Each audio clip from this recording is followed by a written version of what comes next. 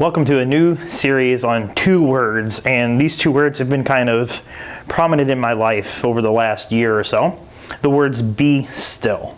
And I'm excited for this 3 video series here that we're going to do on these 2 words. We're going to spend some time camped out in Psalm 46 today. We're going to look at a couple storm stories from the New Testament, and then we're going to visit Moses and part of his story right toward the end of his coming out of Egypt with the Israelites. So that's kind of where we're going with this little bit here. But I wanted to spend some time in Psalm 46 today, kind of picking up and setting down what kind of the direction that we're going with this. And this kind of fits real nice right after we're doing our Psalm 23 series that we just got done doing. So I'm excited to kind of get into this. So we're going to be looking at the message for part of this, video. And so Psalm 46, 8 through 10 says, "Attention all, see the marvels of God. He plants flowers and trees all over the earth, bans wars from pole to pole, breaks all the weapons across his knee. Step out of the traffic, take a long, loving look at me, your high God, above politics, above everything." So probably a year and a half ago or so, I read these words to a group of 4th and 5th graders and kind of talked to them and asked them some things about what they thought this verse meant, as I was kind of coming at the beginning of this kind of journey that I was looking at, and this verse just kind of jumped out. Sometimes, like I said, I love the Message translation sometimes, and it's good to read other versions of the Bible.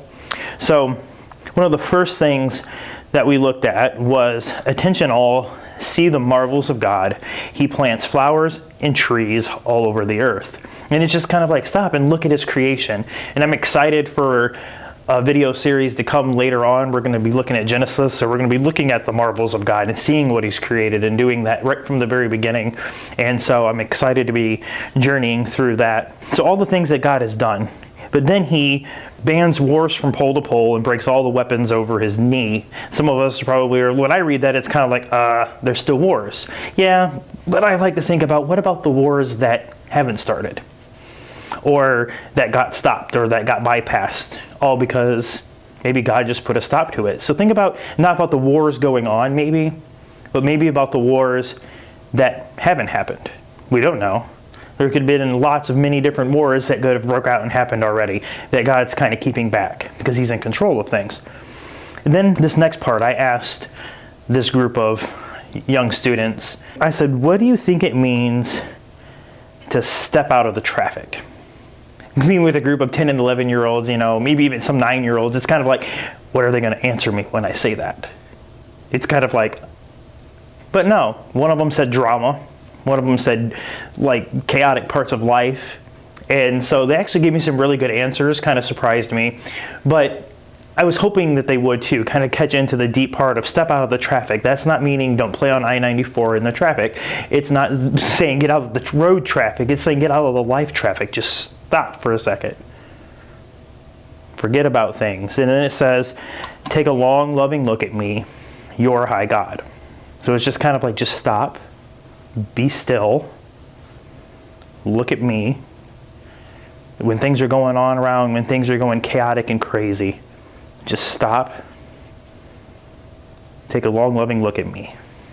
Because then it says above politics and above everything. So it's kind of like, I've got all that. Especially with all the craziness that's happened with this last election. Oh my goodness gracious. He's above everything else. But then it also says in Psalm 43, 1 through 3, it says, God is our refuge and strength and ever-present help in time of trouble. Therefore we will not fear, though the mountains give way and mountains fall into the heart of the sea. Though its waters roar and foam and the mountains quake with their surging. So it's just kind of like, that's just showing everything that can go on. It's just kind of like all of these things going on in the world. And God just simply tells us to be still. And kind of hang tight for a second. Then he's got it. It's all in control. He wants us to be still.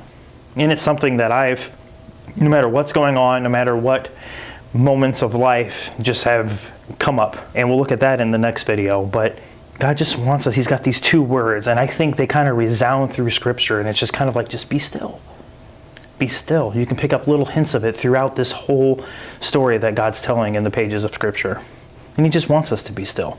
He wants us to look at him. He wants us to step out of the traffic, the drama, the crap, and just focus on him and be still.